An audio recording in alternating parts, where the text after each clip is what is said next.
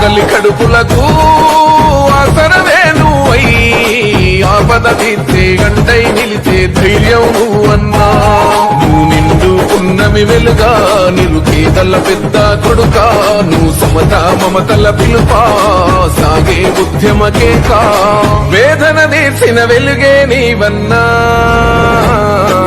అన్నా.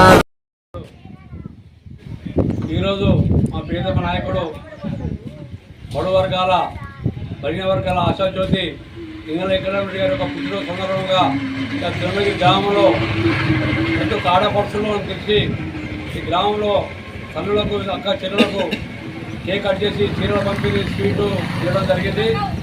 అంతేకాకుండా గతంలో ఇంగళ వెంకటరెడ్డి గారు చేసిన అభివృద్ధి కార్యక్రమాలు ప్రతి గ్రామంలో ఆయన చేసే యొక్క కార్యక్రమాలు ఎన్నో రకాలు చూసుకుంటే కూడా ఇంగళ గారి యొక్క మన పక్కల కాన్స్టిట్యూషన్లో ఒక మంచి పేరు ఉన్న ఒక నాయకుడు.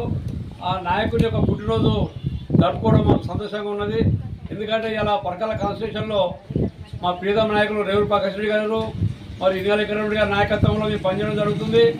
అంతేకాకుండా ప్రతి గ్రామంలో కూడా అభివృద్ధి కార్యక్రమం ఇద్దరు భాగస్వామ్యమై ముందుకు నడవాలని రేపు భవిష్యత్తులో కూడా గ్రామ స్థాయి వార్డు మెంబరు సర్పంచులు ఎంపీటీసీ గెలుచుకొని ఆత్మకూరులో మా ఎంపీపీ జెడ్పీటీసీ రేపు నగర పంచాయతీ నగర చైర్మన్ కూడా కాంగ్రెస్ కేవసం చేసుకోవాల్సిన అవసరం ఉన్నది. కాబట్టి ప్రతి ఒక్క ప్రజలకు పేరు పేరున ధన్యవాదాలు చేస్తారు. ఎందుకంటే కాంగ్రెస్ ఇచ్చిన వాగ్దానాలు ఇయ్యేటి వరకు ప్రతి ఒక్కరు నెరవేర్చాం.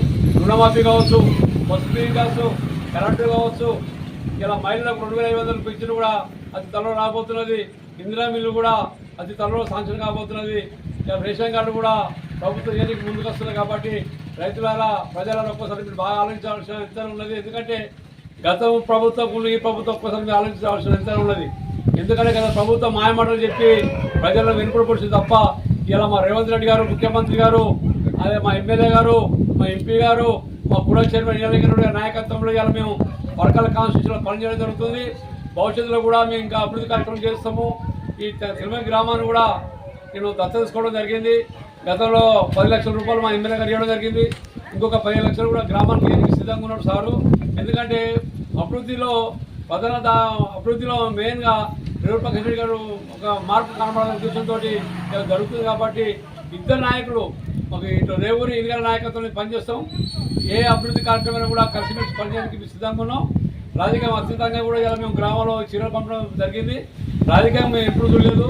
ఎందుకంటే అందరూ ప్రజలంతా లాభాలే, ఎందుకంటే ప్రజలంతా లాభాలనే ఉద్దేశంతో మీరు పనిచేయాలని ఈ పార్టీ ఆ పార్టీ అని లేదు. రేపు భవిష్యత్తులో కూడా అన్ని అత్యంతంగా మేము అభివృద్ధి కార్యక్రమం చేయడానికి సిద్ధంగా ఉన్నాం. ఈ అవకాశం ఇచ్చిన గ్రామ ప్రజలకు పేరు నమస్కారం.